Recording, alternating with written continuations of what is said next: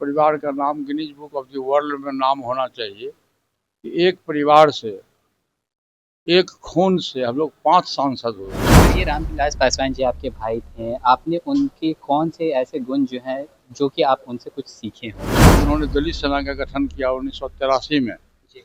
और दलित सेना के माध्यम से पूरे देश में दलितों पर जहाँ कहीं भी अत्याचार हुआ करता था तो वो स्वयं जाते थे। सबसे पहला जयंती हम लोग मनाए बहुत धूमधाम से सहरवनी गांव, जहाँ हमारा जन्म स्थान है।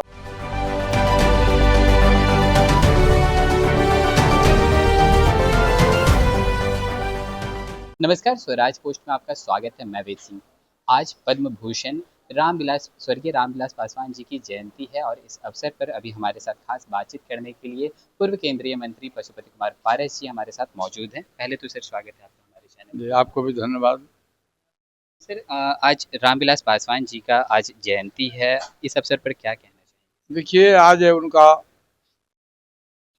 79 वर्ष पूरा हुआ है और उस जयंती समारोह का आयोजन हुआ है, और आज हम लोगों के बीच में वो नहीं है। ये बहुत ही गमगीन माहौल है, और पासवान जी का जीवन शुरू से ही बहुत ही संघर्षपूर्ण जीवन रहा। जहाँ हम लोगों का जन्म है, हम 3 भाई थे। सबसे बड़े भाई पासवान जी थे, सेकंड में मैं हूँ, और हमसे एक छोटा भाई भी रामचंद्र पासवान जी थे, वो भी मेंबर ऑफ पार्लियामेंट थे। 3 भाई में से जो मेरा दुर्भाग्य कहिए कि आज 2 भाई मेरे बीच में नहीं है, और दोनों भाई मुझको छोड़ के चले गए। तो उनका जीवन बचपन से ही बहुत ही संघर्षपूर्ण रहा, और हम लोग बहुत एक छोटे किसान हमारे पिताजी थे। और जहाँ हम लोगों का घर है, वहाँ उस ज़माने में जिस समय में हम लोग पैदा लिए थे, उस समय वहाँ रोड था, न बिजली था, न सड़क था, यातायात के कोई साधन नहीं था, कोई स्कूल नहीं था, कोई कॉलेज नहीं था। और हम लोग 2-2 नदी पार करके दूसरे जिला में, दरभंगा जिला में पढ़ने जाते थे। और वहाँ से कठिन तपस्या के बाद हम लोग इतनी दूरी तक पढ़े। उसका एकमात्र कारण है कि हमारे पिताजी कबीरपंथी थे, और उन्होंने जो शिक्षा हम लोगों को तीनों भाई को दी, वो शिक्षा ही आज सरबर्नी गांव से लेके पार्लियामेंट हाउस तक ले गए। और हमारा फैमिली ऐसा फैमिली है कि उस परिवार का नाम Guinness book of the world में नाम होना चाहिए कि एक परिवार से, एक खून से हम लोग 5 सांसद हुए। 5 सांसद हुए हैं, कोई भाया मीडिया नहीं, कोई पिछले दरवाजे से नहीं, जनता के द्वारा हुआ चुने हुए प्रतिनिधि हम लोग हैं। 5 भाई, 5 भाई में 3 भाई और 3 भाई में 2 बेटा था। 5 भाई हम लोग एक ही परिवार से हुए। और ये ना, और जब काफ़ी संघर्ष के बाद पहली बार पासवान जी 69 में अलौली विधानसभा से चुनाव जीते, जहां हम लोग का गृह क्षेत्र है, गृह जिला खगड़िया है। और फिर जेपी मूवमेंट में जब 74 का आंदोलन हुआ, तो जो जेपी मूवमेंट में वो काफ़ी संघर्ष किए, और भेष बदल के वो नेपाल चले गए कर्पूरी ठाकुर जी के साथ में। वहाँ से आने के बाद जब मूवमेंट ख़त्म हुआ, तो स्वर्गीय जयप्रकाश नारायण जी ने पासवान जी को हाजीपुर से चुनाव लड़ने का निर्देश दिया, और वो हाजीपुर से चुनाव लड़े भी स्वर्गीय जयप्रकाश नारायण जी के कहने पर। और Guinness book of the world में उनका नाम पहली बार दर्ज हुआ। 4,26,000 वोट से उनकी जीत हुई, और वहीं से उनका जीवन संघर्ष चलता रहा। और अच्छे पार्लियामेंटियन के रूप में वो पार्लियामेंट में भी गए, और पार्लियामेंट में अच्छे पार्लियामेंटियन की हैसियत से उन्होंने काम भी किया। और उनका सौभाग्य रहा कि देश में 6 प्रधानमंत्रियों के बीच में उनको काम करने का मौका मिला। रेल मंत्रालय जैसा अहम मंत्रालय, steel ministry, labour and welfare ministry से लेकर के 6 मंत्रालय के बीच में, 6 प्रधानमंत्रियों के बीच में काम करने का मौका मिला। और वो पहली बार 89 में बीपी सिंह के नेतृत्व में जब सरकार बनी थी, तो पहली बार वो भारत सरकार में लेबर एंड वेलफेयर मिनिस्टर बने थे।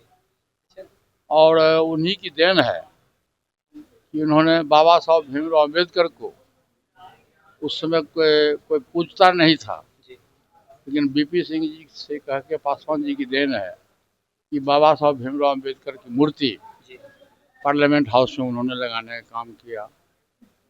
14 अप्रैल को छुट्टी घोषित करने का काम किया। और तीसरा काम उन्होंने किया कि मरणोपरांत भारत रत्न की उपाधि से उनको सम्मानित किया। जी सर चौथा काम है, सुन लीजिए, जी और चौथा काम उन्होंने as a labour welfare minister की हैसियत से मंडल कमीशन लागू किया। और उसी समय वो मंडल मसीहा माने गए और शोषित पीड़ित दलित अकलियत के साथी की लड़ाई उन्होंने बचपन से ही संघर्ष स्टूडेंट लाइफ से करते रहे। और उन्होंने दलित सेना का गठन किया 1983 में। जी और दलित सेना के माध्यम से पूरे देश में दलितों पर जहाँ कहीं भी अत्याचार हुआ करता था तो वो स्वयं जाते थे और सड़क से लेकर सांसद तक उन्होंने आंदोलन किया, जिसके चलते पूरा देश का दलित समाज उनको सेकेंड अम्बेडकर के रूप में मान्यता दिया और सेकेंड अम्बेडकर के रूप में माने जाते थे। आज हम लोगों के बीच में नहीं है, ये बहुत ही दुख की घड़ी है। आज पूरा देश पासवान जी को याद कर रहा है और हमारा परिवार तो खैर कहने की बात ही नहीं है। हमारे परिवार में काफ़ी उनके नहीं रहने से दुख की घड़ी है।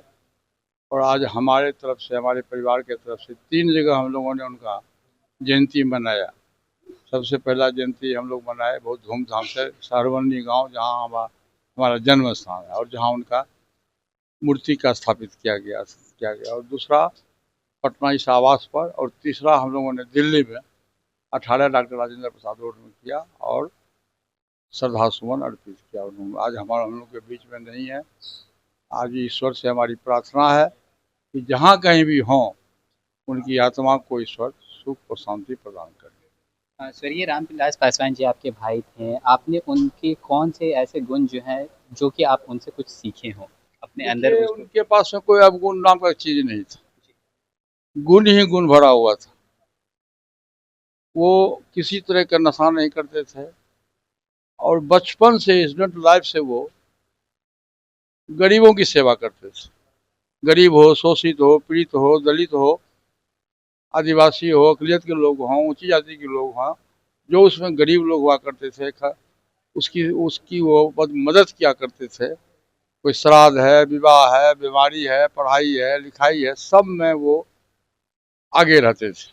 और जब स्टूडेंट लाइफ के बाद जब आंदोलन में वो जब स्वर्गीय जयप्रकाश नारायण जी के नेतृत्व में जब आंदोलन छेड़ा पूरे देश में, तो उसमें काफ़ी उनकी भूमिका रही। और कर्पूरी ठाकुर जी के साथ वो लोग नेपाल चले गए भेष बदल के, और काफ़ी संघर्ष उन्होंने किया। और मैं जो उनके द्वारा संघर्ष हुआ, जो काम अधूरा पड़ा हुआ है, हमारी सोच है, हमारी पार्टी की सोच है, हमारा अपना व्यक्तिगत सोच है, जब तक मैं राजनीतिक जीवन में हूँ मेरा प्रयास रहेगा कि उनके अधूरे सपने को हम साकार करें।